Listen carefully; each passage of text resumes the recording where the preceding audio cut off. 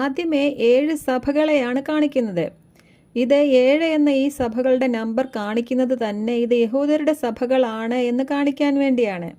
പിന്നെ 7 പൊൻ നിലവിളക്കുകളുടെ നടുവിൽ വലതു കൈയിൽ 7 നക്ഷത്രങ്ങളുമായി മനുഷ്യപുത്രനെ കാണുകയാണ്. ഇങ്ങനെ 7 നക്ഷത്രങ്ങൾ പിടിച്ചുകൊണ്ട് 7 പൊൻ നിലവിളക്കുകളുടെ നടുവിൽ നടക്കുന്ന മനുഷ്യപുത്രൻ അരുളി ചെയ്ത മുന്നറിയിപ്പുകളെല്ലാം യഹൂദരുടെ 7 സഭകൾക്കുള്ളതാണ്. പിന്നെ 5-ാം അധ്യായം എത്തുമ്പോൾ 7 മുദ്രകളാൽ മുദ്രയിട്ട ഈ പുസ്തകം കാണുകയാണ്. ഈ പുസ്തകത്തിൻ്റെ 7-ാം മുദ്ര എത്തുമ്പോൾ വീണ്ടും 7 ദൂതന്മാരെയും 7 കാഹളങ്ങളെയും കാണിക്കുകയാണ്. അവരുടെ ശൈശവകാലത്തെന്ന പോലെ 2 ഏഴുകളുടെ ആവർത്തനങ്ങൾ കാണിച്ചുകൊണ്ട് ഇവിടെ മുതൽ യഹൂദരുമായി ബന്ധപ്പെട്ട കാര്യങ്ങൾ തുടങ്ങുകയാണ് എന്നാണ് കാണിക്കുന്നത്.